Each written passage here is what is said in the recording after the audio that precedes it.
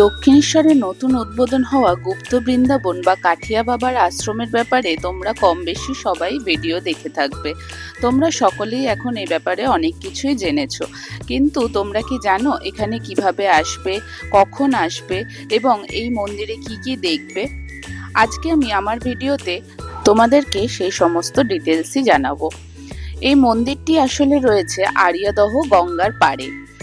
তোমরা যদি এখানে দক্ষিণেশ্বরের দিক থেকে আসতে চাও, তাহলে দক্ষিণেশ্বর মেট্রো বা রেল স্টেশন থেকে বেরিয়ে মেন রোডে উঠে যে কোনো টোটোওয়ালাকে বললেই তারা কিন্তু পৌঁছে দেবে। টোটোর ভাড়া মাত্র 10 টাকা।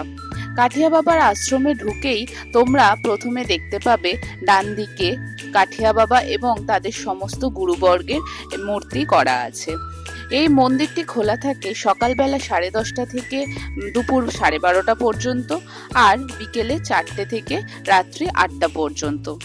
তবে আমি বলবো বিকেল বেলায় এখানে যাওয়া শ্রেষ্ঠ টাইম হবে, তার কারণ এখানে গঙ্গার হাওয়া এবং লাইটিং যেটা রয়েছে, লাইটের যা কাজ রয়েছে সেটা দেখার জন্য সন্ধ্যাবেলার দিকের টাইমটাই কিন্তু বেস্ট। এছাড়া সন্ধে 7টা থেকে এখানে আরতি করা হয়, সেই আরতিও কিন্তু বেশ দেখার মতো। পুরো মন্দিরটির চারপাশে বিভিন্ন গাছপালা দিয়ে যেরকম সুন্দর করে সাজানো, সেই রকমই শ্রীকৃষ্ণের জন্মলীলা, বাল্যলীলা সমস্ত কিছু মূর্তি করে খুব সুন্দর করে সাজানো রয়েছে। কিন্তু মন্দির এই পুরো জায়গাটার মাঝ বরাবর রয়েছে মেন নাট মন্দির, আর সেই মন্দিরের ভেতরে রয়েছে খুব সুন্দর রাধাকৃষ্ণের একটি মূর্তি, যেখানে অ্যাকচুয়ালি ভিডিও অ্যালাউ করে না বা ক্যামেরা অ্যালাউ করে না, তাই তার একটা ফটো তোমাদেরকে আমি দিয়ে দিয়েছি। সেখানেই আসল আরতি বা ভোগ লাগানো সমস্ত কিছুটা হয়।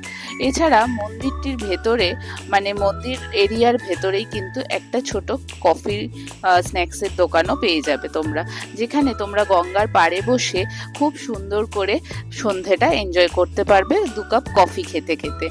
এছাড়াও এখানে রয়েছে ভোলেনাথের বিশাল মূর্তি, গণপতি বাপ্পা এবং মাতাজির মূর্তিও পেয়ে যাবে। পুরো চারিপাশটা এত সুন্দর করে সাজানো, দেখলে মনে হবে সত্যি সত্যি বোধহয় বৃন্দাবনে চলে এসেছি।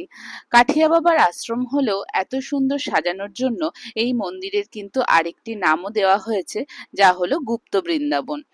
শ্রীকৃষ্ণের লীলা, রাধাকৃষ্ণের রাসলীলা সমস্ত কিছু দেখতে দেখতে মন একেবারে ভরে যায়। মন্দিরটিতে এসে তোমরা যতটা পারবে সময় কাটাতে পারো, তার জন্য তোমাদের একটুও বোর হতে হবে না।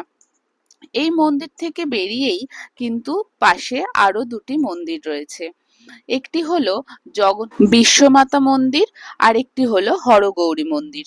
এই মন্দিরটি পুরো ঘুরে তারপর কিন্তু তোমরা বেরিয়ে এসে ডান দিকে গেলেই এই 2টি মন্দিরও পরপর পেয়ে যাবে। তাহলে গুপ্ত বৃন্দাবনের সাথে সাথে আমরা কিন্তু হরগৌরী মন্দির আর বিশ্বমাতা মন্দিরও দেখতে পেয়ে যাচ্ছি।